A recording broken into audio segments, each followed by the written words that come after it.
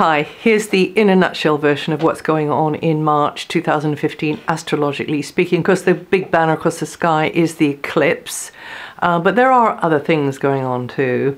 And so until the end of the third week, the sun is in watery, intuitive, escapist Pisces, whilst Mars and Venus are in fiery, excitable, crusading Aries. In the lead up to the sun also moving into Aries, and that would add more passion and impulsivity and perhaps a touch pushy behavior. There's a lot of really strong Mars energy around over March, I have to say.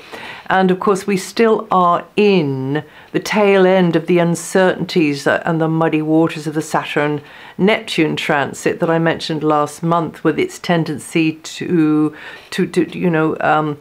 be kind of confused, to imagine things which aren't going to happen or which are other than what we imagine them to be.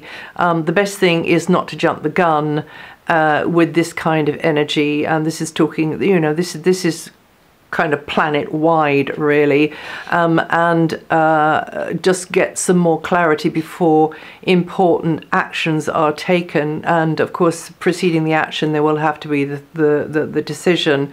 Confidence and clarity will return on the other side of this transit, but it is lengthened into the third week by Mercury, and Mercury going over Neptune, which can mean somebody gets the wrong end of the stick. There are crossed wires. Things are not what they seem. There is more to it than what we are being led to believe. That kind of thing. Okay, so that's not just you and me. That's big important people as well. All right. These confusing energies actually are decreasing just at the moment that there is the total solar eclipse, and the totality will be seen way high up north. It won't be seen over the Americas. It'll be seen in Scandinavia, Iceland, up into Greenland, and that'll be about 90%, I think, and then for the rest of Europe it's about 40%. So Europe will be getting the visual on this eclipse, but of course there are webcams and you can see on those.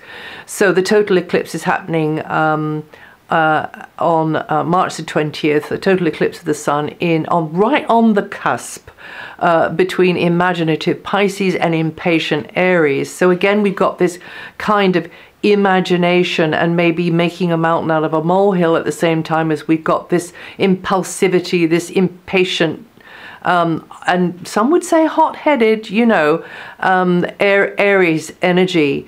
And so I would say, and by the way, the eclipse, I think the beginning of it will be starting around about 7:35 a.m. GMT, right? So the stretch to navigate with a steady hand and a cool head, from what I've been looking at here, would be particularly the second and third weeks when Mars is coming across Uranus, and insecure Uranus, and perhaps intense controlling Pluto. So it's essential for us to roll with the unexpected, but try to be wise, and not selfishly, not self-centered, because these two planets are transpersonal, they are generational. So what is done in one part of history in one generation will, of course, be handed down to the next. And even if it's not, there written in stone, or there are, archaeological remnants left by what was decided and what actions were taken from our future, from our now into future generations. It's the mindset. It's where the heart is, and how far apart the mind and the heart are. Uranus can be a bit too quick off the mark sometimes and a bit panicky. and Neptune can really sort of blur the boundaries, and it's a bit smoke and mirrors. And Pluto, of course, can be quite good at being selfishly manipulative, because it's power hungry. So wow, so there can be power struggles going on at this stage, but just hang on in there, because I got to get to my last little paragraph, which could be what saves the day. So this March month 2015 is very high energy, very martial energy, Mars energy, passionate energy. Can be hot-headed, can be pushy, can be pugnacious, can be bolshy,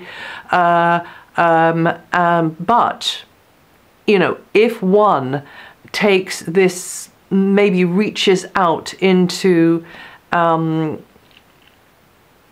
the wisdom that's been handed down from the ancients, because they've learned through hard experience, then this can be an amazing pivotal moment, I guess.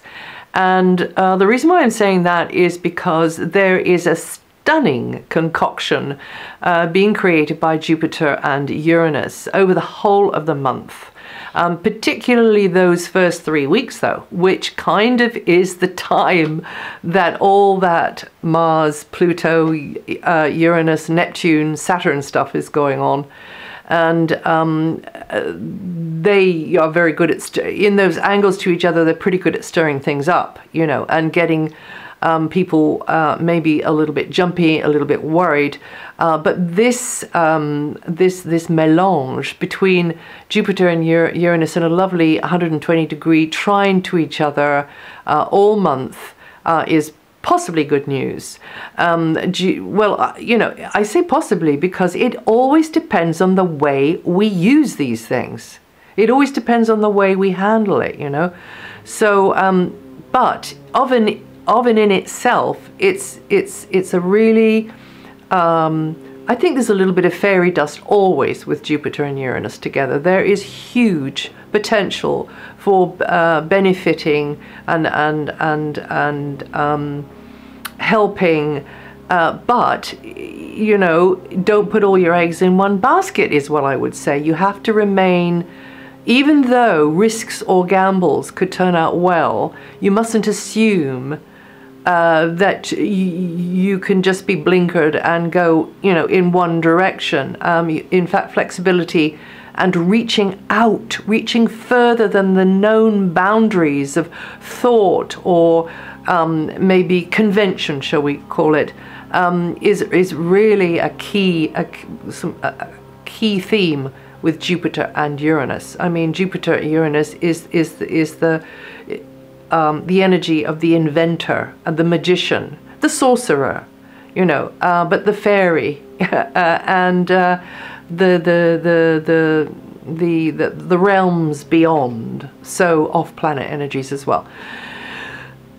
And angelic energies, big style. So, these two are kind of like doing a flyby, and it does make me think of aviation, because Uranus does rule aviation and Jupiter does rule long distances in other countries. So, they're kind of doing this kind of soaring flyby in a protective, perhaps, although neither of them are particularly protective planets, but it could turn out to be protective anyway. Whilst there is a bit of a scrum going on with the other planets. And as I always say, how strongly we feel any of the transit energies in our own individual lives will depend upon the degrees of the planets currently, the transiting planets, those degrees and important points in the natal chart, which is why each month when I do the monthly stars, I always give the degrees for the further out, slower moving planets, so that you can check with your natal chart. And it's easy to get a copy of your natal chart for free online, as long as you know your time of birth as well as the date and the place of birth. Okay. And if you don't know one of those elements there, it's usually the time. Then you can just look at the degree of the sun in the sun sign chart, and you can pick up a little bit of information from that. But you get a lot more information from the natal chart, and that's it for March.